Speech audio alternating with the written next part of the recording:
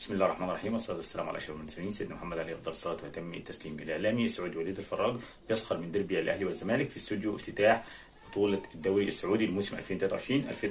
قبل ما نكمل الفيديو ما تنساش تشترك في القناه وتفعل زر الجرس وتدعمنا بلايك.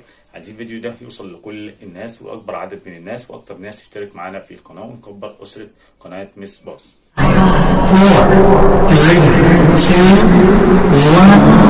بسم الله الرحمن الرحيم. في برنامج اكشن يا دوري الاعلامي السعودي يوم الجمعه امبارح، يوم الجمعه في افتتاح الدوري السعودي، الاعلامي وليد الفراج بيسخر من ديربي الاهلي والزمالك، بيتكلم بطريقه مش كويسه عن ديربي الاهلي والزمالك. هو رد على سؤال من واحد من المصريين كتب له على تويتر. هو كان بيتكلم عن ديربي الهلال السعودي والنصر اللي بيتلعب يوم السبت بين الهلال والنصر، نهائي بطوله الانديه العربيه. هو بيقول ديربي الشرق الاوسط. مشجع مصري كتب له على تويتر: ايه اللي انت بتقوله ده يا عم وليد؟ نصر وهلال ايه اللي ديربي الشرق الاوسط ده؟ على كده الاهلي والزمالك يبقى ديربي العالم. دخل عليه بقى، رد عليه وليد الفراج وقال له: لا والله يا محمد، معلش بعد اذنك شوف العناصر اللي في الهلال والنصر. انا احب الاهلي واحترم الكره المصريه، لكن هذا ديربي على مستوى جمهوريه مصر العربيه فقط.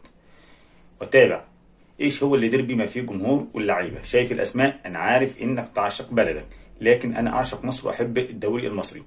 وليد الفراج: ايش الدوري اللي ما حد يشوفه الا اهل بلده؟ انت بتتكلم على دوري على مستوى وينقل على 40 قناه، حاول تتكيف مع المرحله الجايه. طبعا الاعلامي السعودي وليد الفراج زي ما قلنا بيتكلم عن بلده، وشفنا طبعا اللعيبه اللي جات الدوري السعودي السنه دي. هو في اليوم اللي هو بيتكلم فيه كان الاهلي السعودي بيلعب في افتتاح الدوري السعودي، كان الاهلي السعودي بيلعب. الاهلي السعودي معاه بقى رياض محرز وفيرمينيو وادوارد ميندي السنغالي، كل ده جايه من الفرق اوروبيه.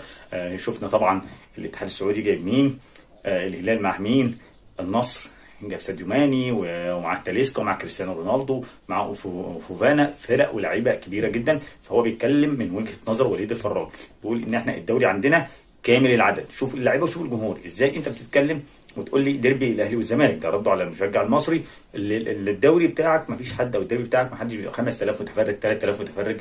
ما هو نتكلم بقى الحق. هو وليد الفراج عنده حق في الحته دي. انت ازاي بتقول لي ديربي وما فيش جمهور بيحضر؟ طبعا كلنا عارفين نظام تذكرتي 3000، يقول لك 1000 هنا و1000 هنا. طبعا ده مش مقبول جدا. وبيتكلم الدوري السعودي عنده بينقل بكذا قناه، بيتنقل على 40 قناه دلوقتي، طبعا كل لعيبه العالم. ولو نفتكر تصريح كريستيانو رونالدو السنه اللي فاتت، الدوري السعودي هيكون من اكبر او اقوى 5 دوريات في العالم. الفراج بيقول له: انت عارف ان انت بتحب بلدك، بس انت شوف الفرق، اللعيبه هنا والاسماء هنا. دوري ايه اللي انت الدوري بتاعك ده؟ يعتبر دوري على مستوى جمهوريه مصر العربيه فقط، يعني مفيش حد بيشوفه الا مصر.